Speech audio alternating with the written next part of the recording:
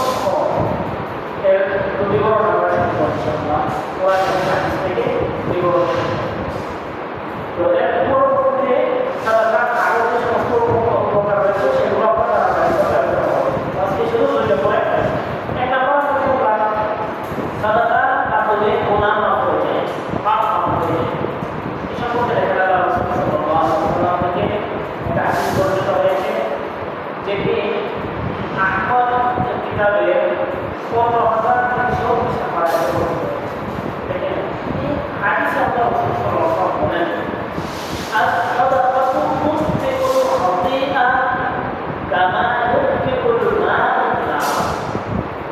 আল্লাহ রাসূল সাল্লাল্লাহু আলাইহি ওয়াসাল্লাম বলেন সাদাকা বা দান কেউ যদি আপনার কাছে কিছু দান করে গরিব দুঃখীদেরকে সহযোগিতা করে অথবা নেককারকে সহযোগিতা করে মসজিদ মাদ্রাসায় সহযোগিতা করে ইয়াতীমদেরকে সহযোগিতা করে কথায় হোক কাজে হোক টাকা দেওয়া হোক সহযোগিতা হোক পরামর্শ দেওয়া হোক যেভাবেই হোক এই যে সহযোগিতা করবো সবগুলি দান এই সবগুলি সহযোগিতা এই সবগুলির ইশারা।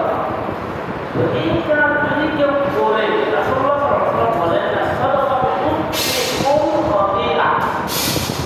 সদকা করার কারণে বান্দার গুনাহগুলো মিটে যায়, বান্দার গুনাহগুলো পুরে সাক্ষাৎ হয়ে যায়। সুবহানাল্লাহ, গুনাহ পুরে সাক্ষাৎ হয়ে যায়, মানে গুনাহ বাকি থাকে না। কিভাবে? রাসূলুল্লাহ সাল্লাল্লাহু আলাইহি ওয়াসাল্লাম নামা ইউফিরুল মা যেরকম ভাবে আগুনকে নিভিয়ে দেয় পানি, কারণ আগুনের মধ্যে যদি পানি দেওয়া হয় তখন আগুন থাকে না, আগুন নিভে যায়।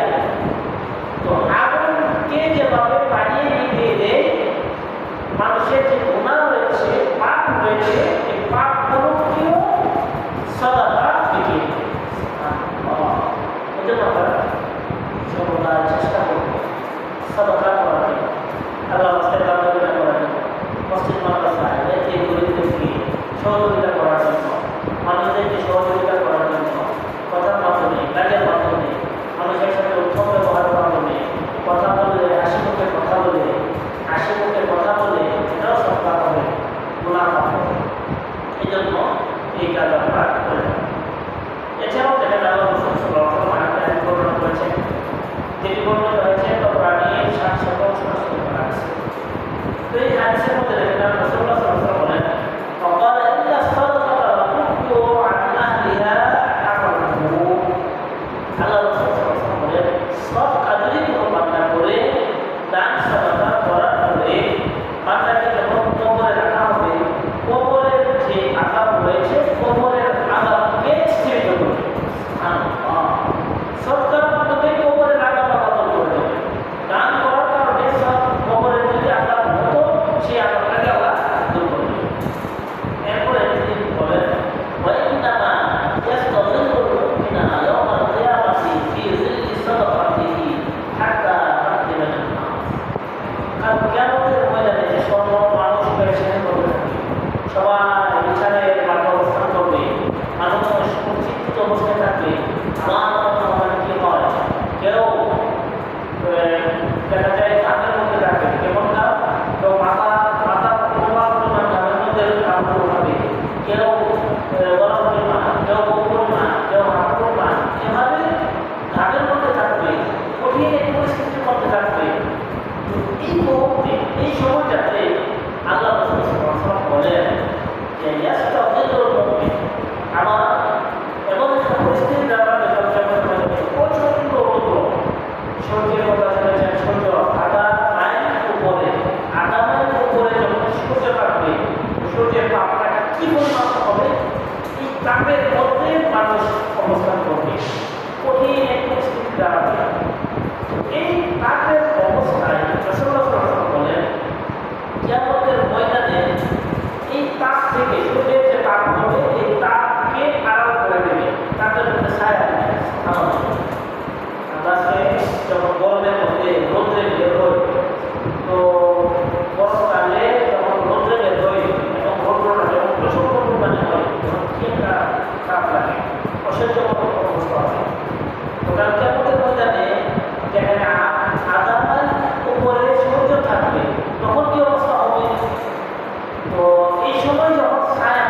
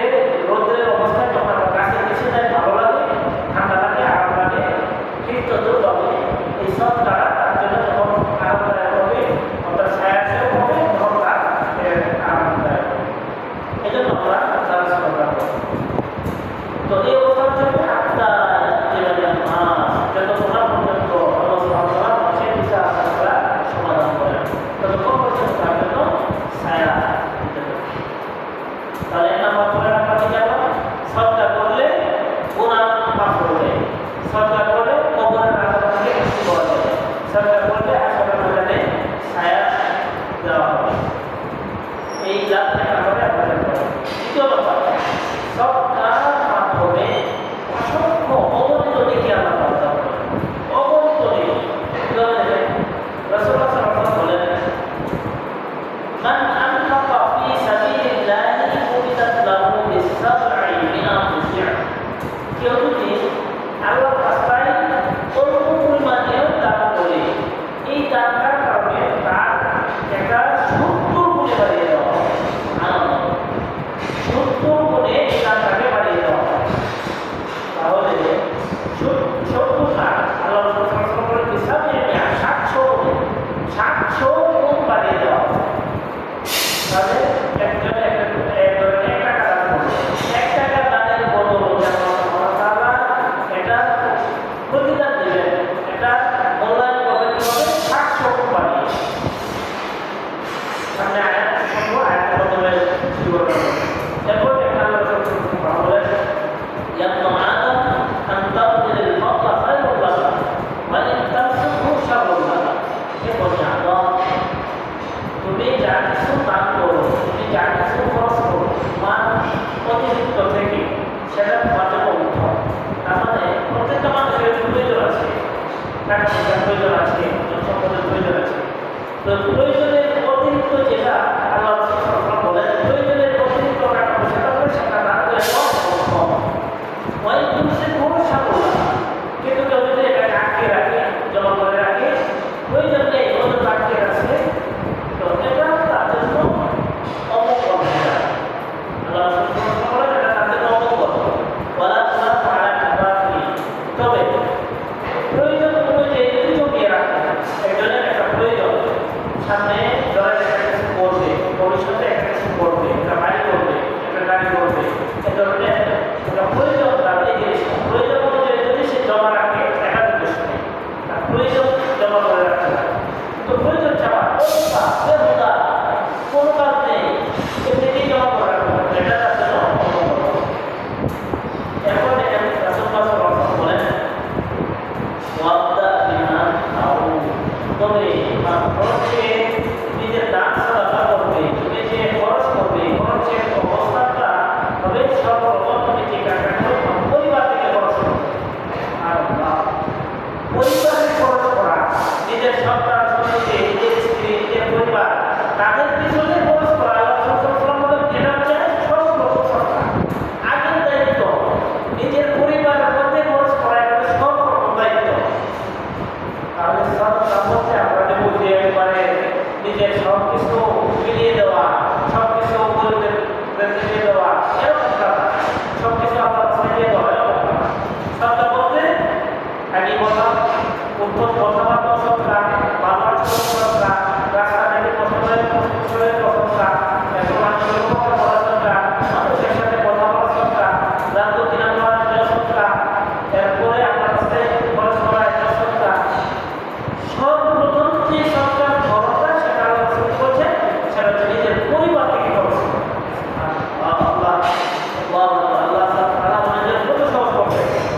নিজের পরিবারের পিছনে খরচ করবো, এটাও সরকার হচ্ছে। নিজের পরিবারে যারা সদস্য রয়েছে তাদের পিছনে যা খরচ করবো অযথা ব্যতীত, সেটা সরকার বলে এই জন্য আমরা এই সমস্ত কাজ করলে সরকার হয় সেগুলো থেকে খেয়াল রাখা। এরপর আল্লাহ রাসূল সাল্লাল্লাহু আলাইহি ওয়াসাল্লাম একটা কথা বলেছেন, যেটা হাদিসে কুদসিতে আছে। আল্লাহ তাআলা বলেন, ইয়া আদম আনফিক আলাইহি আনফিক কুনফিক আলাইহি। হে বনি আদম, তুমি খরচ করতে শিখো, তুমি খরচ করো নিজের পরিবারের জন্য, নিজের আত্মীয়স্বজনের জন্য, নিজের জন্য তোমরা খরচ করো। যদি খরচ করো তাহলে তোমাদের উপরও খরচ করা হবে, তার মানে আল্লাহ তাআলা তোমাদের সম্পদ বাড়িয়ে দেবেন। এরপর দেখেন আল্লাহ সুবহানাহু ওয়া তাআলা সূরা বাকারা 65 নম্বর আয়াতে খরচ করা, দান করা, আল্লাহর রাস্তায় দেওয়া, এগুলোর যে ফজিলত বর্ণনা করেছেন। তিনি বলেন, ওয়াসাল্লাযীনা ইয়ানফিকুনা আমওয়ালাহুম বিগহাফা ফাদিলা। যারা আল্লাহর রাস্তায় খরচ করে আল্লাহর সন্তুষ্টির জন্য, যারা আল্লাহর সন্তুষ্টির জন্য কি করে খরচ করে। অনেকে আবার খরচ করে লোক দেখানোর জন্য, ধরেন আল্লাহর রাস্তায় দিল, মসজিদে দিল, মাদ্রাসায় দিল, লোকদেরকে দিল, মানুষের দেখা হবে, এদের জন্য টাকা শুরু করে। শুধু আল্লাহর সন্তুষ্টির জন্য যারা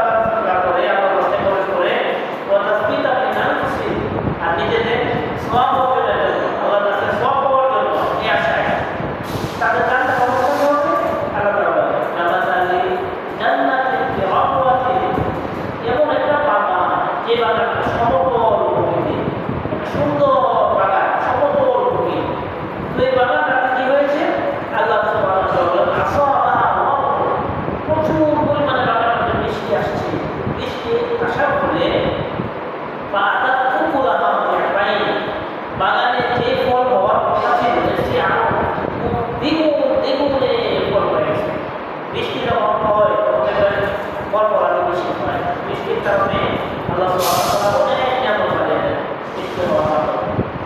আল্লাহ তাআলা উদাহরণ দিচ্ছেন বৃষ্টি হওয়ার কারণে কি হয়েছে, ফল-ফলাদি দ্বিগুণ বেড়ে গেছে।